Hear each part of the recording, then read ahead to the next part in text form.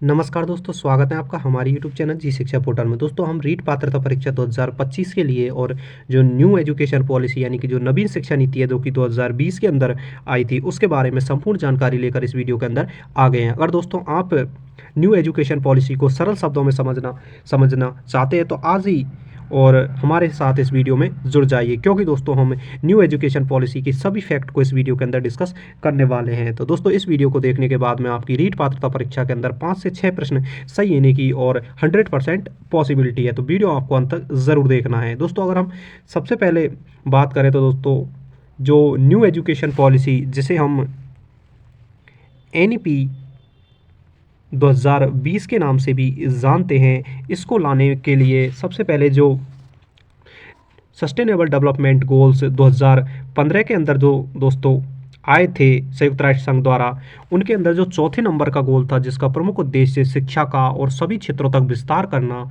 और शिक्षा के क्षेत्र में लैंगिक असमानताओं को दूर करना, उसके तहत और भारत सरकार द्वारा और 2015 के अंदर न्यू एजुकेशन पॉलिसी की सिफारिश की जाती है, जिसकी अध्यक्षता और सुब्रमण्यम जो पूर्व कैबिनेट सचिव थे उसकी अध्यक्षता में एक समिति का निर्माण किया जाता है जो कि न्यू एजुकेशन पॉलिसी लाने का सुझाव देती है। वही दोस्तों इसी और समिति की सिफारिश पर और जून 2000 जून और 2017 के अंदर कस्तूरी रंजन की अध्यक्षता में एक कमेटी का गठन किया जाता है जो कि न्यू एजुकेशन पॉलिसी का ड्राफ्ट तैयार करती है। दोस्तों यह और जो कमेटी है वो अपनी रिपोर्ट और 2019 में सरकार के सामने रखती है। वहीं दोस्तों इस समिति की जो रिपोर्ट है दोस्तों उसे और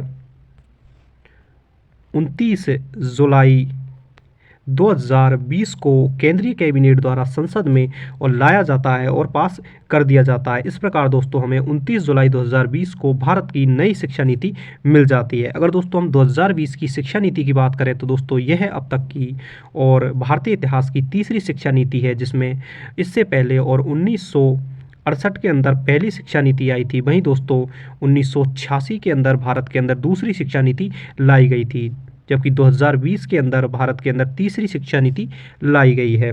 आई होप कि आपको और जो नवीन शिक्षा नीति है उसकी जो ब्रीफ नॉलेज है वो आपको मिलने वाली है। दोस्तों अब हम आगे इस वीडियो के अंदर और इस जो न्यू एजुकेशन पॉलिसी 2020 है इसकी जो प्रमुख बातें हैं उनको हम दोस्तों और क्वेश्चंस के माध्यम से देखने वाले हैं। दोस्तों मैं प्रत्येक प्रश्न के साथ उनके जितने भी एक्स्ट्रा फैक्ट है वो इस वीडियो के अंदर डिस्कस करने वाला हूं। तो दोस्तों अगर आप न्यू एजुकेशन पॉलिसी 2020 को सरल शब्दों में समझना चाहते हैं तो पूरा वीडियो आपको अंत तक ज़रूर देखना है और अभी हमारे यूट्यूब चैनल जी शिक्षा पोर्टल को सब्सक्राइब कर लें। तो चलिए वीडियो शुरू करते हैं।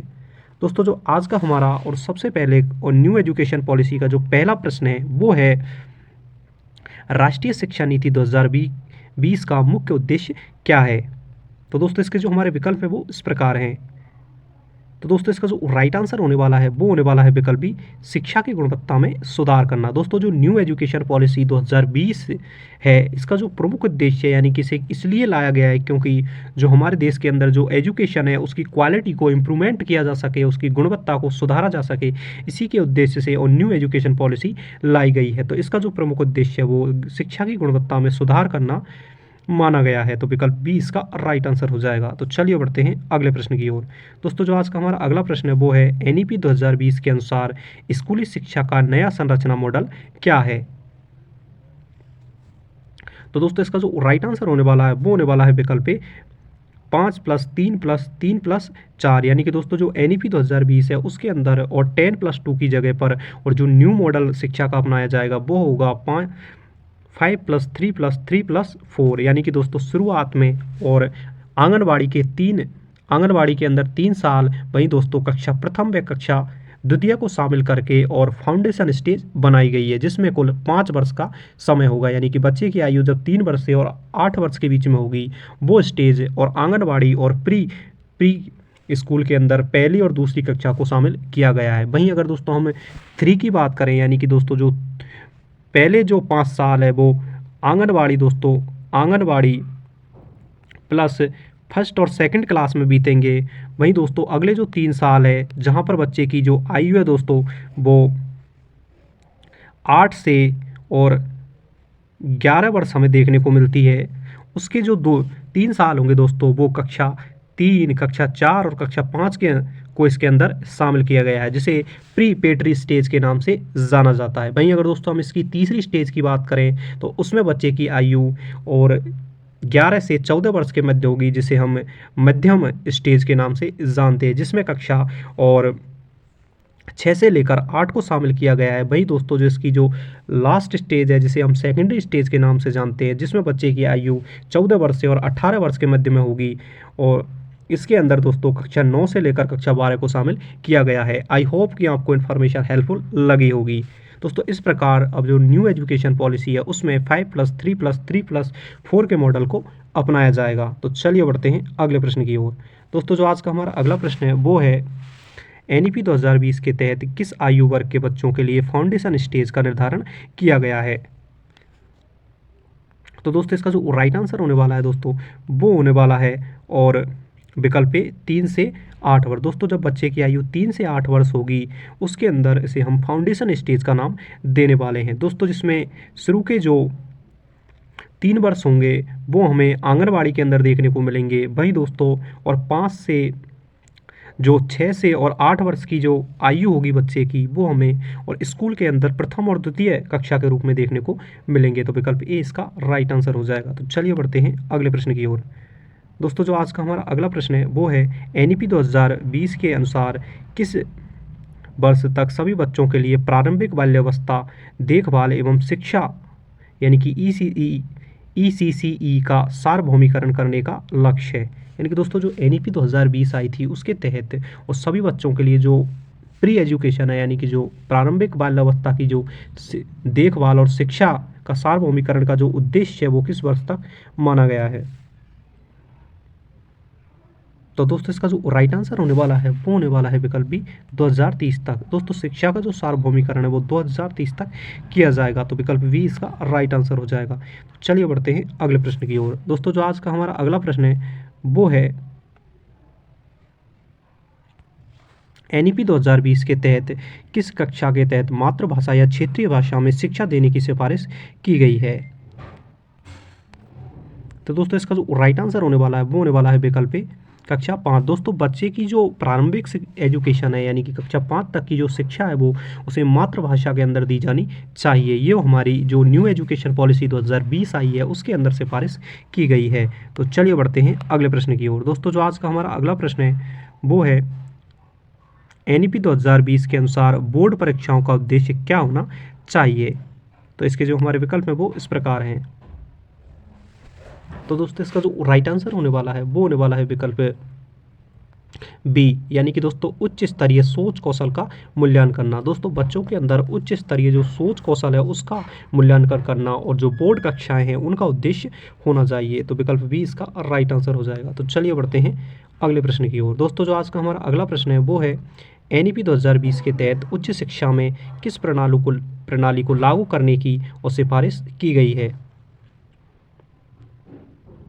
तो दोस्तों इसका जो राइट आंसर होने वाला है दोस्तों वो होने वाला है विकल्प बी सेमेस्टर प्रणाली। दोस्तों अब जो हायर एजुकेशन है जिसके अंदर ग्रेजुएशन है और पोस्ट ग्रेजुएशन है और अन्य जितने भी डिग्री कोर्स हैं उनके अंदर और जो सेमेस्टर प्रणाली है उसको और शामिल करने की सिफारिश की गई है। और दोस्तों ज़्यादातर हमारे देश की यूनिवर्सिटी ने और इस सिफारिश को मान लिया है। उन्होंने अपने जो पाठ्यक्रम है उसके अंदर और शैक्षणिक जो सेमेस्टर प्रणाली है उसको शामिल कर लिया है। तो विकल्प बी इसका राइट आंसर हो जाएगा। तो चलिए बढ़ते हैं अगले प्रश्न की ओर।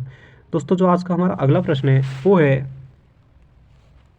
NEP 2020 के अनुसार उच्च शिक्षा में प्रवेश के लिए कौन सी परीक्षा आयोजित की जाएगी। दोस्तों जो हायर एजुकेशन में प्रवेश करने के लिए और हमारे देश के अंदर और कौन सी जो एग्ज़ाम है वो और अब ली जाया करेगी। यानी कि दोस्तों अगर आपको किसी भी यूनिवर्सिटी के अंदर प्रवेश लेना है तो आपको सबसे पहले उसके लिए और विकल्प सी यानी कि सामान्य विश्वविद्यालय प्रवेश परीक्षा जिसे हम CUET यानी कि कॉमन यूनिवर्सिटी इंट्रेंस टेस्ट के नाम से जानते हैं वो आपको देना होगा। तभी आप दोस्तों हायर एजुकेशन के लिए किसी भी संस्थान में प्रवेश ले सकते हो। तो विकल्प सी इसका राइट आंसर हो जाएगा। तो चलिए बढ़ते हैं अगले प्रश्न की ओर। दोस्तों जो आज का हमारा अगला प्रश्न है वो है NEP 2020 के तहत शिक्षक कक्षा के लिए न्यूनतम योग्यता क्या होगी। दोस्तों जो शिक्षक के लिए और जो न्यूनतम योग्यता NEP 2020 के अंदर निर्धारित की गई है वो दोस्तों निर्धारित की गई है विकल्प सी यानी कि इंटीग्रेटेड बीएड और एमएड उसके लिए और अनिवार्य योग्यता मानी गई है। यानी कि अगर अब आने वाले समय में यानी कि 2030 के बाद में जितने भी शिक्षक बनेंगे उनके लिए बीएड और एमएड का जो कोर्स है वो करना अनिवार्य है। दोस्तों यह कोर्स और 4 वर्ष का कोर्स होगा जिसमें दोस्तों मेरिट के आधार पर प्रवेश लिया जाएगा। तो विकल्प सी इसका राइट आंसर हो जाएगा। तो चलिए बढ़ते हैं अगले प्रश्न की ओर। दोस्तों जो आज का हमारा अगला प्रश्न है वो है एनईपी 2020 के अनुसार किस वर्ष तक सभी शिक्षकों के लिए 4 वर्षीय इंटीग्रेटेड बीएड डिग्री अनिवार्य होगी। तो दोस्तों इसका जो राइट आंसर होने वाला है वो होने वाला है विकल्प बी 2030 तक। दोस्तों 2030 के बाद में जितने भी शिक्षक बनेंगे उनके लिए और बीएड जो इंटीग्रेटेड कोर्स है वो करना अनिवार्य हो जाएगा। तो दोस्तों अगर आपको वीडियो पसंद आ रहा है तो प्लीज़ हमारे यूट्यूब चैनल जी शिक्षा पोर्टल को सब्सक्राइब करके और कमेंट में हमें ज़रूर बताएं कि आपको वीडियो कैसा लग रहा है। तो चलिए बढ़ते हैं अगले प्रश्न की ओर। दोस्तों जो आज का हमारा अगला प्रश्न है वो है एनईपी 2020 के तहत किसी संस्था को उच्च शिक्षा के लिए एक नियामक के रूप में स्थापित करने का प्रस्ताव है। तो दोस्तों इसका जो राइट आंसर होने वाला है वो होने वाला है विकल्प सी राष्ट्रीय उच्चतर शिक्षा आयोग। दोस्तों जो राष्ट्रीय उच्चतर शिक्षा आयोग है उसको दोस्तों और उच्च शिक्षा के लिए एक नियामक के रूप में स्थापित करने का और प्रस्ताव इस न्यू एजुकेशन पॉलिसी के अंदर रखा गया है। तो विकल्प सी इसका राइट आंसर हो जाएगा। तो चलिए बढ़ते हैं अगले प्रश्न की ओर।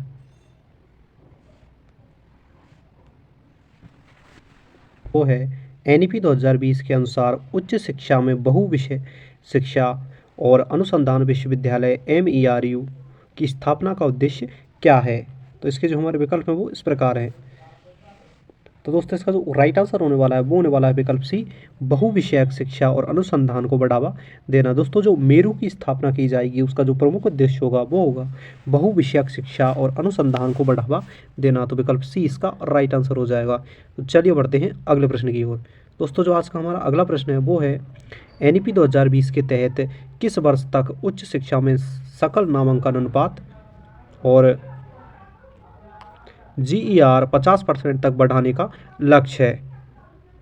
तो दोस्तों इसका जो राइट आंसर होने वाला है दोस्तों वो होने वाला है और विकल्प सी 2035। दोस्तों 2035 तक और शिक्षा के अंदर दोस्तों जो सकल नामांकन अनुपात है वो 50% तक बढ़ाने का लक्ष्य रखा गया है।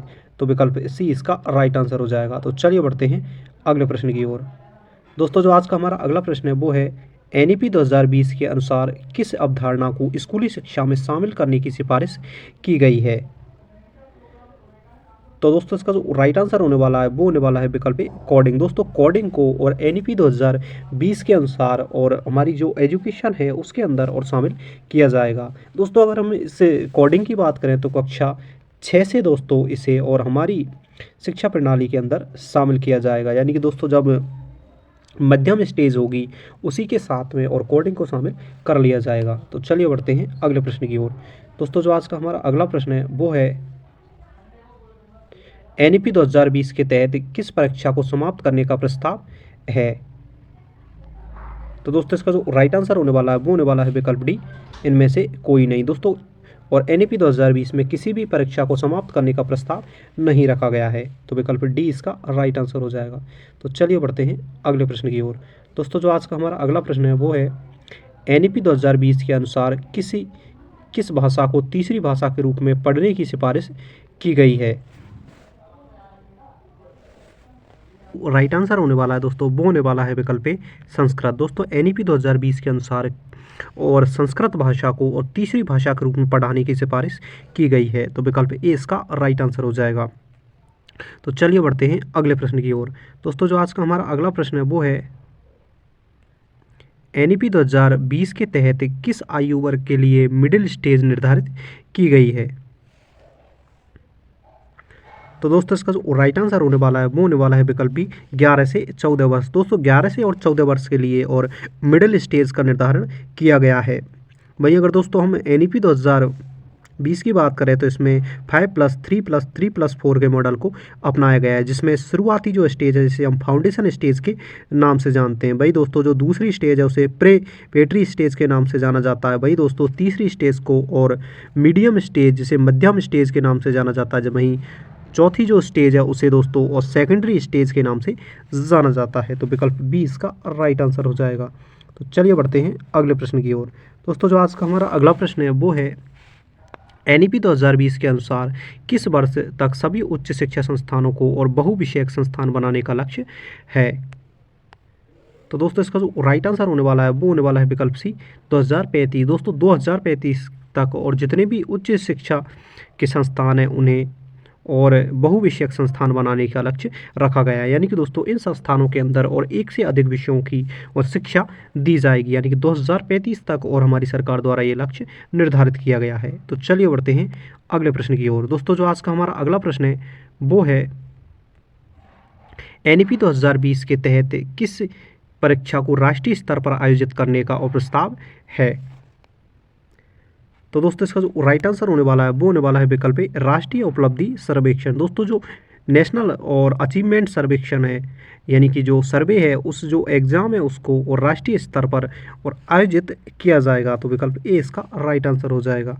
तो चलिए बढ़ते हैं अगले प्रश्न की ओर। दोस्तों जो आज का हमारा अगला प्रश्न है वो है 20वें नंबर का प्रश्न। NEP 2020 के अनुसार किस संस्था को शैक्षणिक संस्था के लिए मानक निर्धारण का कार्य सौंपा गया। यानी कि जितने भी दोस्तों डिग्री और आपको किसी भी कोर्स की मान्यता देने का जो कार्य है वो किस संस्थान द्वारा किया जाएगा। तो दोस्तों इसका जो राइट आंसर होने वाला है दोस्तों वो होने वाला है विकल्प ए राष्ट्रीय शिक्षा परिषद। दोस्तों जो राष्ट्रीय शिक्षक और शिक्षा परिषद है उसके द्वारा और जितनी भी उपाधियाँ हैं दोस्तों मानद की वो और इस संस्थान द्वारा दी जाएंगी। और दोस्तों हम NCTE यानी कि राष्ट्रीय शिक्षा परिषद की बात करें तो इसकी स्थापना और 1995 के अंदर हुई थी।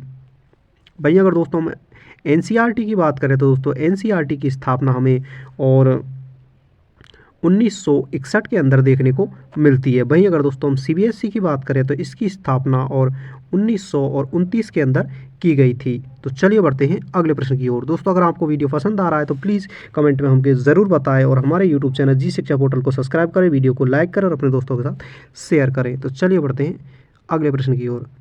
दोस्तों जो आज का हमारा अगला प्रश्न है वो है NEP 2020 के तहत शिक्षा का अधिकार यानी RT अधिनियम किस कक्षा तक लागू किया जाएगा।